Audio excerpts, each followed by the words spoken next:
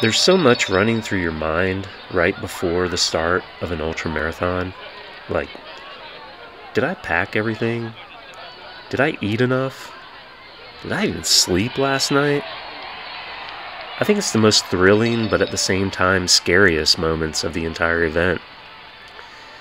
I mean, think about it. You are about to embark on a journey of immense mental and physical abuse. And just like that, you're off.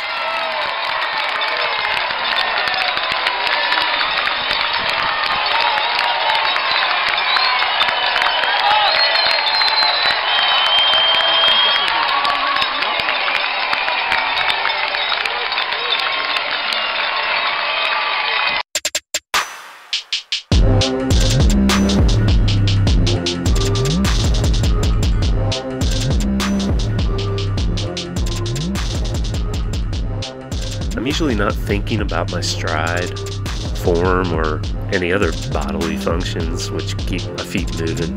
Honestly, my mind is completely in another realm. It's an involuntary function in which I lose almost all realization of myself and I just flow with the energy of everyone else. We're like a swarm chasing the same thing, I guess. The finish.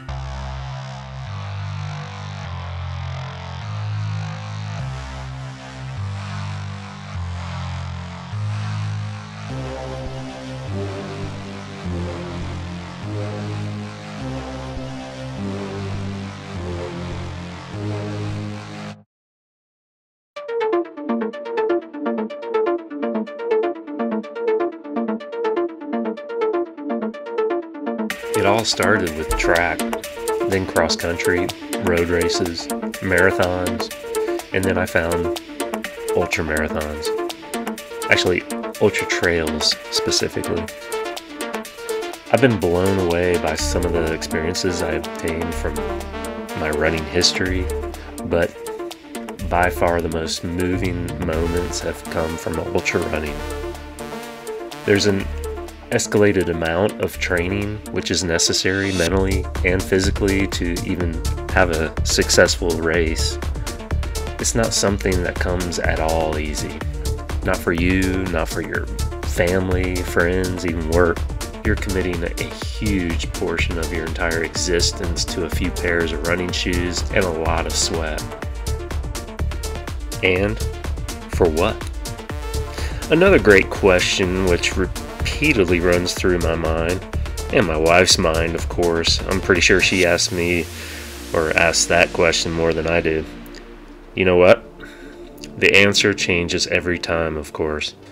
Honestly, I think depending on the moment or location and who's asking. I've laughed, I've cried, I've cursed, even hallucinated emotions that I never knew existed. I guess that's what entices me and my desire to run such events. I've seen and trampled into so many amazing landscapes. Some of those I've only experienced at night or in the brutal sun, middle of the day, or snow, rain, fog. Each location holds such a special moment of thought. That's what intrigues me and keeps me coming back.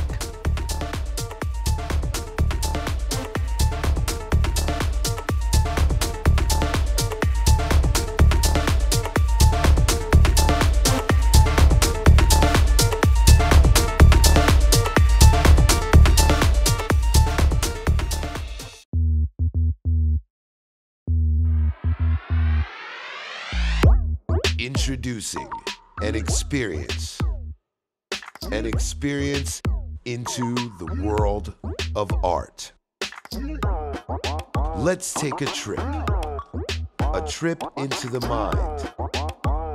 Let's take a walk through the environments of art, creativity, and creation with Christopher King Jameson.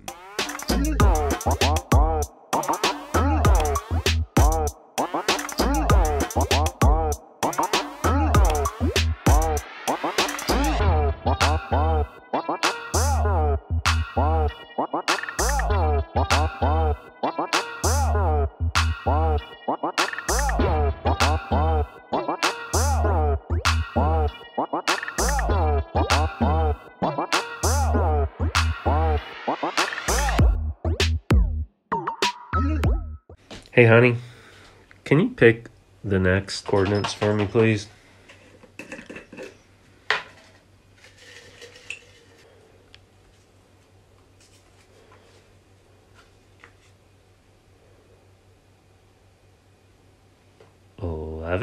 And now?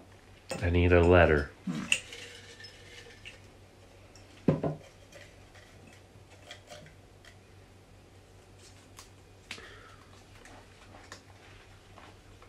I believe it's I.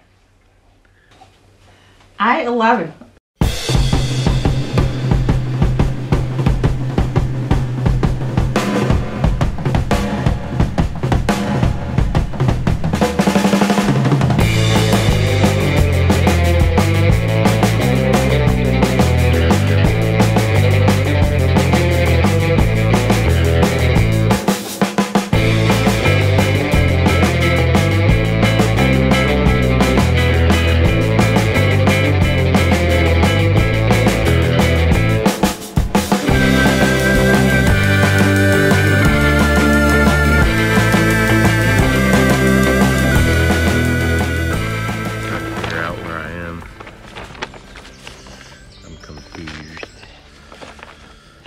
So we are at that.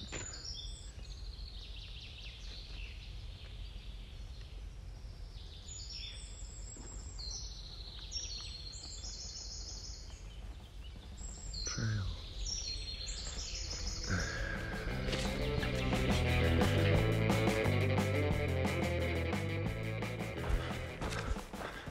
So we're so close, I can taste it.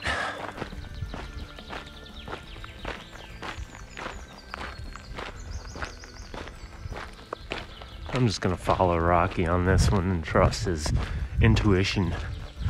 Stay on the trail he's on. Hopefully we're in the right. Oh yeah, he's on it. I'm not going down there.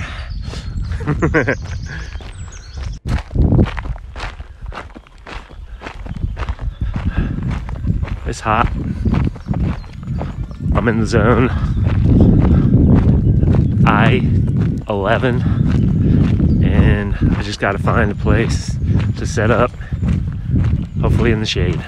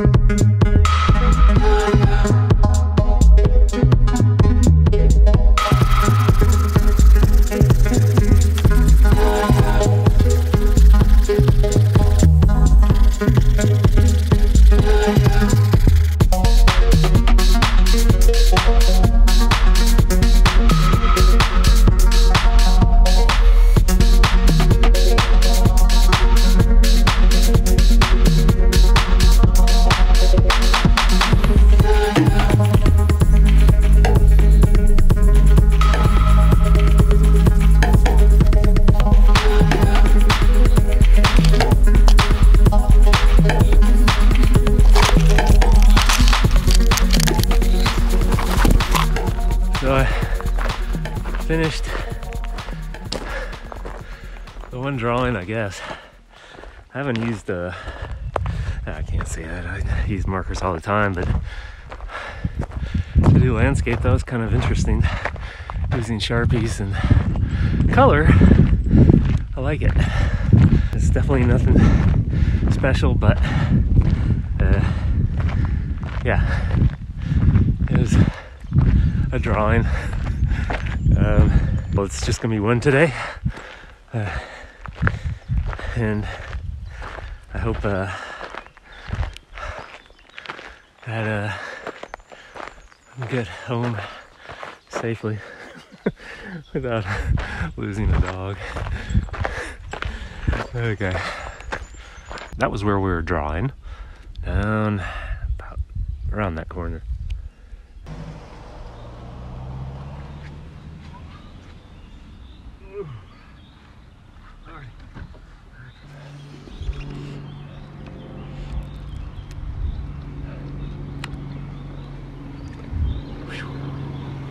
Alright. I11. It's finished. It was really beautiful. Really hot, but really, really awesome. I loved it. And like every one of these, I kind of want to go back and explore more, of course. But anyway, something new, a new area. And yeah, one drawing, not so successful, but who cares? It was it's about the experience, right? All right.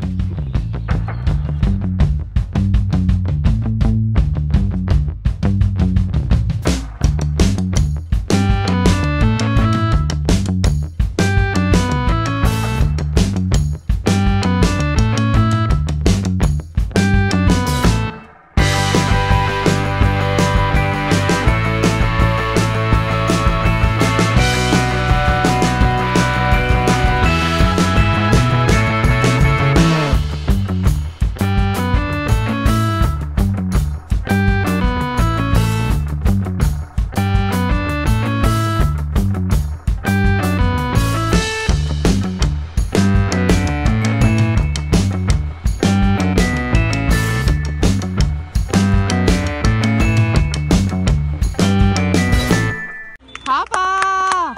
Altenbach, Altenbach, Altenbach, Altenbach! Woo! When I get to the halfway point of an ultra, I'm usually well aware if I can physically finish or not. It's an obvious yes or no. And if I can make it past the point where I only have a quarter of the distance left, I can taste the finish line. So pretty much, if I can avoid injury, keep eating and drinking, I can do it, right?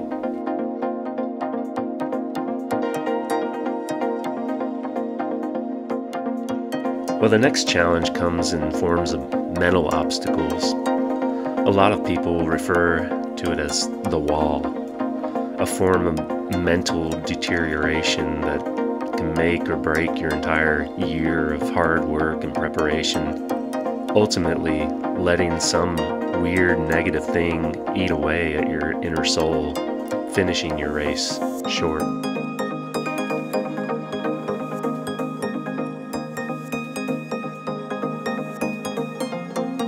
I've definitely come up with plenty of tricks to avoid those things. One of my favorites, tie an imaginary lasso around someone in front of you. Let them pull you for a while. One year at the UTMB Ultra Trail du Mont Blanc, I was stuck on the Grand Col Ferret, the highest climb of the race, a long, brutal climb. Middle of the night, fog was so thick, I stopped and I did the worst thing. I sat down. I was pretty much mentally done. After about 5 minutes, a group of 5 French runners came nonchalantly chatting up a storm, grinding past me. I knew the only way to get up and over this 2,537 meters above sea level lump of rock was to lasso them and let them carry me up. That's exactly what I did, and I got to the top. We all took a short break. I gave them all hugs. I was so thankful. They didn't speak much English, but I think they got the gist of what they had done for me. I'm not really sure I can explain the feeling when you pass the finish line. It's like, just like that, it's over. I do know I reached that point that I can see the actual finish line and I almost cry. Is it relief to be finished? Or proudness that I achieved? You define an ultramarathon as a long-distance running race that is longer than a marathon. Anything over 26 miles and 385 yards or 42.195 kilometers is considered an ultramarathon. My shortest ultra race was only 80 kilometers, which is a little under 50 miles. And my longest ultra was over 300 kilometers. It's over 186 miles. It was T.S. Eliot who said, "Only those who will risk going too far can possibly find out how far one can go." I don't really think I've found T.S. Eliot's distance to be able to say, I know how far one can go. I've run so many races, unfortunately not always finishing. But even with those races, I brought back experience and the integrity of attempting something in which has brought myself a new dimension of physical and mental awareness that no one can take away. Theodore Roosevelt wrote, "It is not the critic who counts, not the man who points out the strong man's stumbles, or where the doer of deeds could have done them better. The credit belongs to the man who is actually in the arena, whose face is marred by dust and sweat and blood, who strives valiantly, who at best knows in the end the triumph of high achievement, and who at worst, if he fails, at least fails while daring greatly."